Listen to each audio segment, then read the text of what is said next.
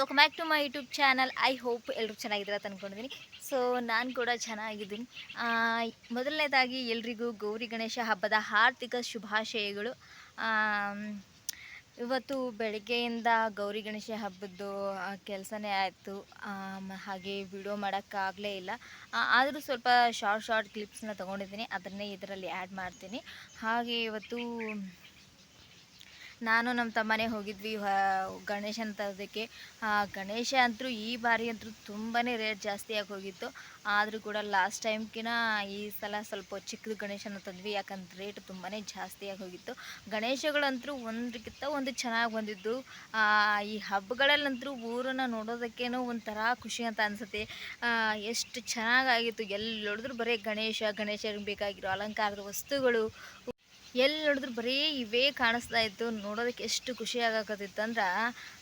ಆದರೆ ಇವತ್ತು 11 ಗಂಟೆಗೇ ಒಂದು ಮುಹೂರ್ತ ಇತ್ತು ಪೂಜೆನ ಮಾಡೋದಕ್ಕೆ. ಬೆಳಗ್ಗೆ 6 ಗಂಟೆಗೆ ಮತ್ತು 11 ಗಂಟೆಗೆ, ಸಂಜೆ 5 ಗಂಟೆಗೆ ಇತ್ತಲ್ಲ. ಸೊ ಹಾಗಾಗಿ ನಾವು ಬೆಳಗ್ಗೆ ಬೇಗನೆ ಹೋಗ್ಬಿಟ್ಟು 11 ಗಂಟೆ ಅನ್ನೋಷ್ಟರಲ್ಲೆಲ್ಲ ಗಣೇಶನ ತರಬೇಕಾಗಿತ್ತು.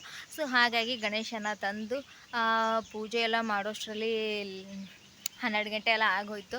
ಆದ್ರೂ ಎಲ್ಲ ಕೆಲಸ ಮಾಡೋದು ಗದ್ದಲದಲ್ಲಿ ನನಗೆ ಜಾಸ್ತಿ ವಿಡಿಯೋ ಮಾಡೋದಕ್ಕೆ ಆಗಲಿಲ್ಲ.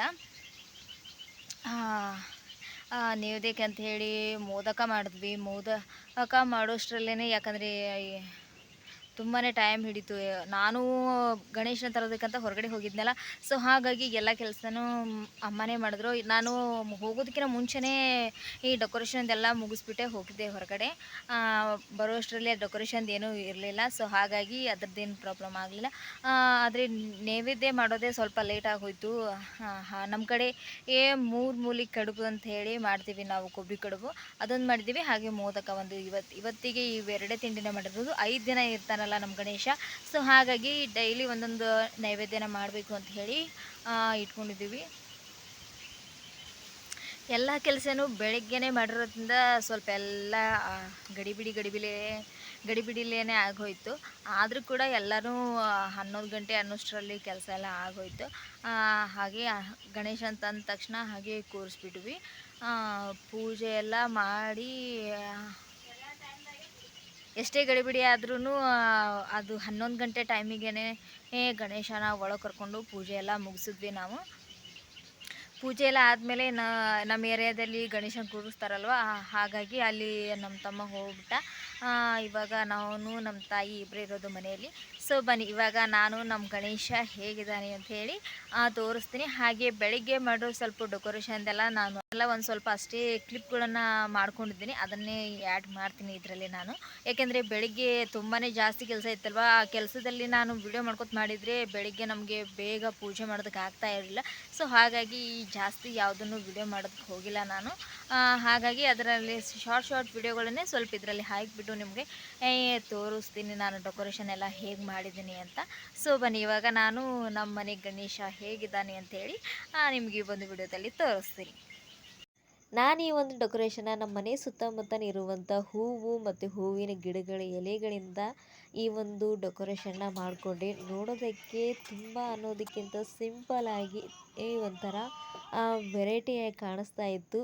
ನಮ್ಮ ತಾಯಿ ಹೇಳ್ತಾಯಿದ್ರು, ಜಾಸ್ತಿ ಕಷ್ಟ ಆಗೋದನ್ನು ಮಾಡೋದಕ್ಕೆ ಹೋಗಬೇಡ, ಟೈಮ್ ಹಿಡಿಯುವಂಥದ್ದು ಅಂತ. ಆದರೆ ನನಗೆ ಈ ಥರ ಏನಾದರೂ ಒಂದು ಸ್ಪೆಷಲಾಗಿ ಡೆಕೋರೇಷನ್ ಮಾಡಲಿಲ್ಲ ಅಂದರೆ ದೇವರದ್ದು ಪೂಜೆಯಲ್ಲಿ ನನಗೆ ಸಮಾಧಾನನೇ ಇರೋದಿಲ್ಲ. ಸೊ ಹಾಗಾಗಿ ನಮ್ಮ ಮನೆ ಸುತ್ತಮುತ್ತ ಇರುವಂಥ ಹೂವಿನ ಗಿಡಗಳ ಎಲೆಗಳಿಂದ ಈ ಒಂದು ಡೆಕೋರೇಷನ್ನ ಮಾಡಿಕೊಂಡೆ. ಹಾಗೆ ಅದು ಮಾಡುವಾಗ ಅಷ್ಟಿದು ಅನ್ನಿಸ್ಲಿಲ್ಲ ಅಂದರೂ ತುಂಬಾ ಚೆನ್ನಾಗಿ ಬಂತು ಡೆಕೋರೇಷನ್ನು. ನೋಡಿ ಹೇಗಾಗಿದೆ ಅಂತ ಕಮೆಂಟ್ ಮಾಡಿ.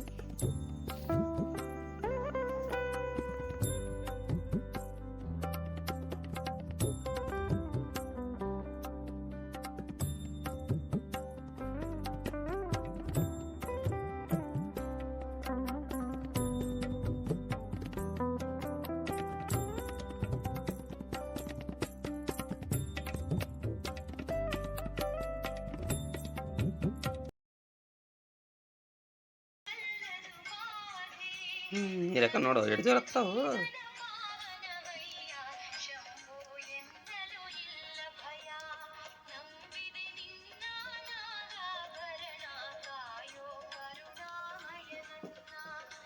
ತಂದು ಪಾಡಾಯ್ತು ನಮ್ಗೆ ಇನ್ನೊಂದು 2 ತರಬೇಕಾಯ್ತು. ಆನ್ಲೈನ್ದು ತರಿಸು. ನೀರು ಹಾಕಿ ಹಚ್ಚುವಂಥ 2 ದೀಪಗಳನ್ನು ತಂದಿದ್ವಿ. ಅವು ಎಷ್ಟು ಚೆನ್ನಾಗಿ ಉರಿತಾ ಇದ್ವು ಅಂದರೆ ನೋಡೋದಕ್ಕೇ ಒಂಥರ ಖುಷಿ ಆಗ್ತಾ ಇತ್ತು.